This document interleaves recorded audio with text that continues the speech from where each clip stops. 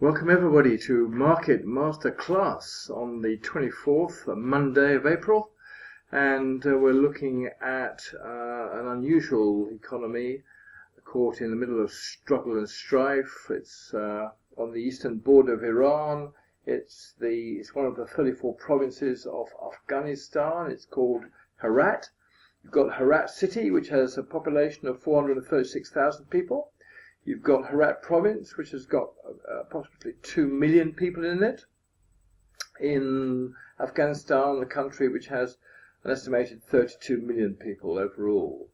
The agriculture is the main driving force. 70% of the population is involved in agriculture in Herat province, and it produces something like 30% of the GDP, and that's 325 million annual output dollars.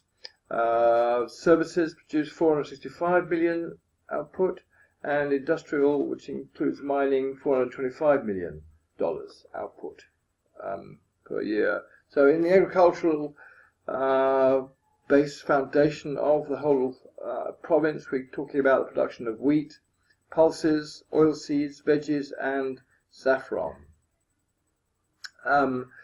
They're very, very closely linked to Iran in many, many ways, because Iran's had massive sanctions against them because of nuclear power development and various issues with international companies, particularly the United States of America.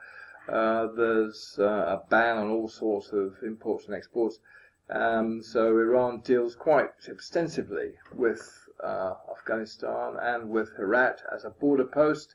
Very, very critical. The annual output in 2011 was of Herat was $1.2 billion, which makes up 7% of the national total in the country. Mining, very important. Yields gypsum, by far the biggest yields, like 252,000 tons. Marble, incredibly important, estimated $15 million in exports. There's 19 mines employing 5,000 people. And then you've got limestone, it's important. Coal, very critical. Building stone, also important. And salt. In terms of exports, actually, the main exports, would you believe, are carpets, dried fruit, animal skins, and wool. And we're talking about something like $30 million worth in the year 2011.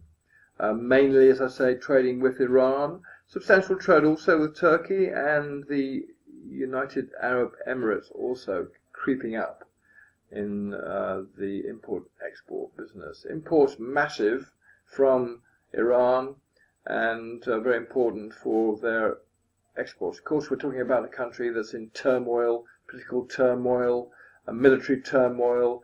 They got invading overseas forces in parts of the country, internal strife.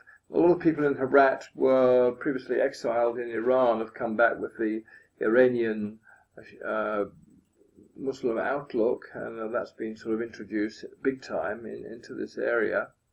And overall, Herat is ticking along.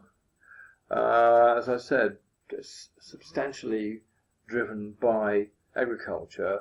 The construction, there was a construction developments in Herat city, but a lot of them have been abandoned because there's no money in it, there's no profit in it, there's no investment in it, because with the strife and everything in the country, that area of development has come to a pretty well a dead standstill. Movement, there's also quite a lot of the underground, if you like, funding is reckoned to come from narcotics trading. Protection payments are big time to make sure that goods move in and out accordingly because of the insecurity. So there's another level of cost is protection payouts. So overall, quite a complicated economy, trying to provide for approximately 2 million people in one of the 34 provinces of Afghanistan. That's Herat province for you. I hope you found that useful and interesting. Bye for now.